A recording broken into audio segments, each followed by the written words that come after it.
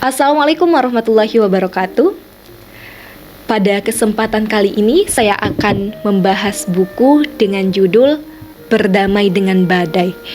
Buku ini ditulis oleh M. Atiatul Muqtadir dan Miftahul Farid, yang dimana launching pada tahun 2020, dan di dalamnya itu kurang lebih sebanyak 220 halaman. Yang dimana di dalam buku ini terdiri dari 8 bab, termasuk di bagian akhir itu bab tentang penulis. Nah, teman-teman, di sini Naila akan membahas beberapa poin dari buku ini. Poin yang pertama itu tentang judul Berdamai dengan Badai gitu. Apa sih maksud penulis dari berdamai dengan badai? Maksudnya penulis itu mengibaratkan bahwa kehidupan ini bagaikan samudra gitu kan.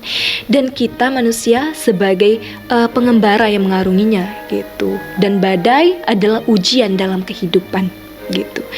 Dan sadarilah teman-teman, kita tidak pernah mampu untuk menghentikan badai, tetapi kita mampu untuk berdamai dengannya gitu. Bukan untuk menyerah pasrah, tetapi kita harus terus berjuang walaupun payah dan terus berproses walaupun lelah gitu. Itu poin yang pertama. Poin yang kedua itu menceritakan tentang kegagalan dan kesedihan. Jadi teman-teman, sedari kecil kita itu diajarkan untuk siap dengan berhasil gitu. Tetapi jarang sekali diajarkan untuk siap dengan kegagalan. Kita diajarkan untuk siap merayakan kemenangan, tapi jarang sekali diajarkan untuk siap merayakan kegagalan dan menerima itu gitu. Padahal dalam hidup ini kita akan disuguhkan dengan dua hal, kesedihan dan kebahagiaan. Kalau nggak sedih ya bahagia, atau sebaliknya gitu. Lalu bagaimana sih gitu ketika kita sampai di titik kesedihan itu? Nah, teman-teman, sebenarnya sedih itu sesuatu hal yang wajar, tetapi bersedihlah untuk hal yang seharusnya dan hal yang semestinya gitu. Bersedihlah untuk sesuatu yang sudah kita ikhtiarkan, jangan sesuatu yang masih berada di dalam khayalan kita gitu. Jadi it's okay not to be okay, tetapi ingat sesuatu yang berlebihan itu tidak pernah baik gitu.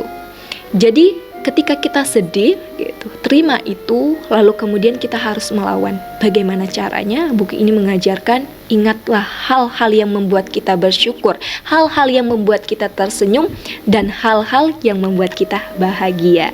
Itu poin yang kedua. Poin yang ketiga di dalam buku ini itu tentang memaafkan. Jadi sebenarnya dalam hidup kita akan menemukan banyak sekali pengalaman, cerita dengan karakter masing-masing orang yang berbeda gitu. Suatu waktu mungkin kita akan merasa tersakiti, entah itu kita kecewa dengan diri kita ataupun kita disakiti oleh orang lain gitu. Tetapi teman-teman, sebenarnya pada dasarnya itu semua pilihan gitu. Pilihan, kenapa disebut pilihan? Pilihan kita ingin menjadikannya cerita yang menenangkan jiwa, atau cerita yang menjadi luka yang kian tak kunjung kita terima gitu. Nah, sebenarnya teman-teman, apapun yang menyakiti kita gitu, maka maafkanlah gitu, ikhlaskanlah gitu. Karena sebenarnya memaafkan dan mengikhlaskan itu bagian dari melepaskan luka, artinya melepaskan rasa sakit gitu kan. Tetapi memang memaafkan ini bukan suatu hal yang mudah, butuh proses. Karena otak kita itu didesain bukan untuk melupakan kenangan gitu. Lalu bagaimana solusinya? Perlahan berproses, kita menerima, lalu kemudian kita akan memaafkan dan mengikhlaskan itu gitu. Dalam buku ini ada suatu kutipan, bunyinya seperti ini, keburukan dibalas dengan keburukan itu dendam.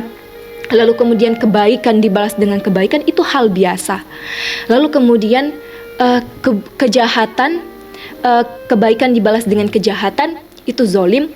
Dan yang terakhir, ketika kejahatan dibalas dengan kebaikan, sungguh betapa mulianya dan terpujinya hal itu gitu. Yang terakhir, di dalam buku ini kita diajarkan untuk bersyukur gitu.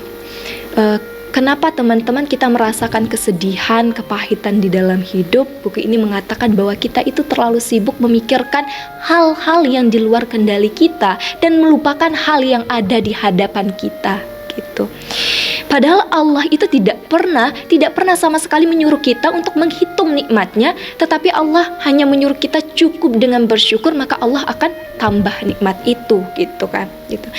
Jadi luar biasanya Allah, ketika suatu ujian Allah beri sesuai kapasitas kita, tetapi ketika nikmat Allah beri yang kita tidak mampu untuk menghitungnya, gitu. Jadi kenapa? Apa sih alasan kita masih bersedih, gitu.